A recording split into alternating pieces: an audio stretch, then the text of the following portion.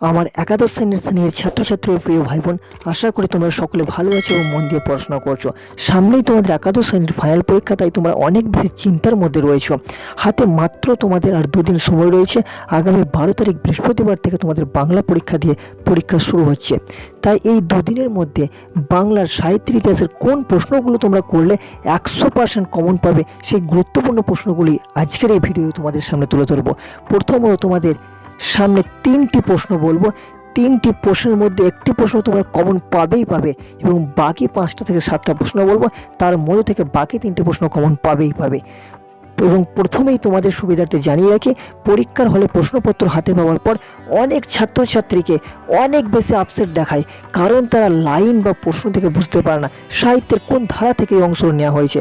তাই প্রথমেই তোমাদের ডাউট ক্লিয়ার করার জন্য তোমাদের উদ্দেশ্যে জানিয়ে রাখি, তোমাদের সুবিধার্থে জানিয়ে রাখছি, 8-এর দাগের 4টি প্রশ্ন থাকে। 8-এর দাগের 1, 8-এর দাগের 2, 8-এর দাগের 3 এবং 8-এর দাগের 4। এই 4টি দাগের 4টি প্রশ্ন আসে।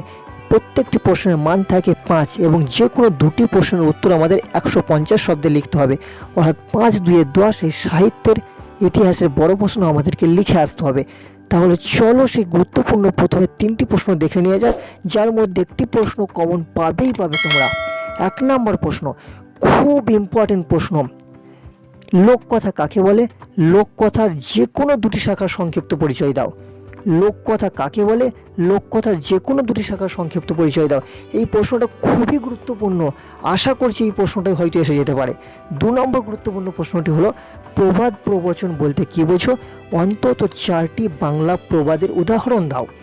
এবং 3 নম্বর যে গুরুত্বপূর্ণ প্রশ্নটি, সেটি হলো ধাঁধার বৈশিষ্ট্য আলোচনা করো। অন্তত 2টি ধাঁধার উদাহরণ দাও।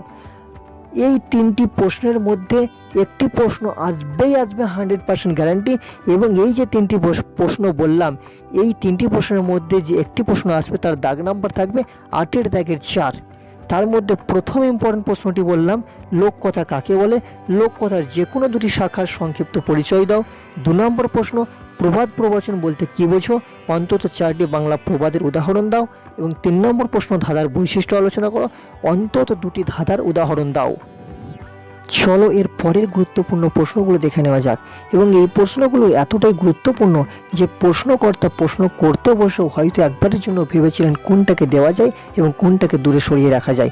এবং এই প্রশ্নগুলোর মধ্যে থেকেও তোমরা 2 থেকে 3টি কমন পেয়ে যাবে। তাহলে তোমরা যদি 4টি প্রশ্নের মধ্যে 3টি প্রশ্ন কমন পাও, তাহলে অবশ্যই তার মধ্যে থেকে তোমরা তোমাদের পছন্দ মতো 2টি প্রশ্নের উত্তর কিন্তু লিখে আসতে পারবে। চলো সেই গুরুত্বপূর্ণ প্রশ্নগুলো দেখে নেওয়া যাক।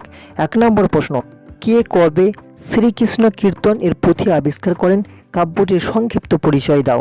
প্রশ্নটি 2018 সালের ফাইনাল পরীক্ষায় এসেছিল। প্রশ্নটা অথবা দিয়ে এভাবেও আসতে পারে, যেটি 2015 সালে এসেছিল। শ্রীকৃষ্ণ কীর্তন কাব্যের কয়টি খণ্ড ও কী কী? এই কাব্যের সাহিত্য মূল্য আলোচনা করো। 2 নম্বর প্রশ্ন, বৈষ্ণবপদ রচনায় বিদ্যাপতির প্রতিভার পরিচয় দাও। তাকে বাংলা সাহিত্যের ইতিহাসে অন্তর্ভুক্ত করার কারণ কি? প্রশ্নটি 2016 সালের ফাইনাল পরীক্ষায় এসেছিল। নম্বর প্রশ্ন, কোন রাজসভার কবি পদ্মাবতী রচনা করেন? এই কাব্যের বৈশিষ্ট্য কি? প্রশ্নটি অথবা দিয়ে এভাবেও আসতে পারে, সৈয়দ আলাওল কোন সময়ে বর্তমান ছিলেন? তার কবি প্রতিভার পরিচয় দাও। প্রশ্নটি 2014 সালের ফাইনাল পরীক্ষা এসেছিল।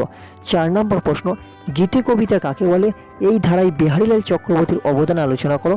প্রশ্নটি 2015 এবং 18 সালের ফাইনাল পরীক্ষায় এসেছে। 5 নম্বর প্রশ্ন, অষ্টাদশ শতাব্দীর যুগ বৈশিষ্ট্য উল্লেখ করে রামপ্রসাদ সেনের কাব্যচর্চার সংক্ষিপ্ত পরিচয় দাও। অথবা যে প্রশ্নটি এভাবে থাকতে পারে, কবি রামপ্রসাদ সেন কোন সময়ে বর্তমান ছিলেন? তার কবি প্রতিভার পরিচয় দাও। এই প্রশ্নটি 2014 সালের ফাইনাল পরীক্ষা এসেছিল। 6 নম্বর প্রশ্ন, শ্রীকৃষ্ণ বিজয় কাব্যটির রচয়িতাকে? তিনি কী উপাধি পেয়েছিলেন? তার কাব্যটির সংক্ষিপ্ত পরিচয় দাও। প্রশ্নটি 2016 সালের ফাইনাল পরীক্ষায় এসেছিল। এবং 7 নম্বর প্রশ্নটি হলো, চৈতন্যদেব কত খ্রিস্টাব্দে কোথায় জন্মগ্রহণ করেন? বাংলা সাহিত্যে চৈতন্যদেবের প্রভাব আলোচনা করো। প্রশ্নটি 2017 সালের ফাইনাল পরীক্ষায় এসেছে। এবং শেষ প্রশ্নটি খুবই গুরুত্বপূর্ণ, মাইকেল মধুসূদন দত্তের 2টি নাটকের নাম লেখো। নাট্যকার হিসাবে তার কৃতিত্ব আলোচনা করো। এই যে তোমাদের 8টি প্রশ্ন বললাম, আশা করছি এর মধ্য থেকেও তোমরা বাকি 3টি প্রশ্ন কমন পেয়ে যাবে। যদি 3টি প্রশ্ন নাও কমন পাও, 2টোও যদি পাও, তাহলে প্রথমে যে 3টি প্রশ্নের মধ্যে থেকে একটি প্রশ্ন কমন পাবে বলেছিলাম, সেখান থেকে একটি পেয়ে যাচ্ছ। এবং এই 8টি প্রশ্নের মধ্যে যদি 2টো পাও, তাহলেও তোমরা টোটাল 3টি প্রশ্ন কমন পেয়ে গেলে। কিন্তু তোমাদেরকে পরীক্ষায় যে কোনো 2টি 5 নম্বরের প্রশ্নের উত্তর লিখে আসতে হবে। এই গুরুত্বপূর্ণ প্রশ্নের উত্তরগুলি তোমরা পরীক্ষার আগে পর্যন্ত একবার হলেও করে নিও। তোমাদের সাফল্যের কথা চিন্তা করে, তোমাদের ভালো রেজাল্ট করানোর উদ্দেশ্য নিয়ে রাত 12টার পরেও তোমাদের জন্য ভিডিও তৈরি করছি। আশা করি তোমরা সময়ের দাম দেবে। সকলে ভালো থেকো, সুস্থ থেকো, মন দিয়ে পড়াশোনা করো এবং নতুন ভিউয়ার্সদের উদ্দেশ্যে বলবো চ্যানেলটিকে সাবস্ক্রাইব করে সদা সর্বদা চ্যানেলের সঙ্গে জুড়ে থেকো। Thank you for watching this video. Okay, by.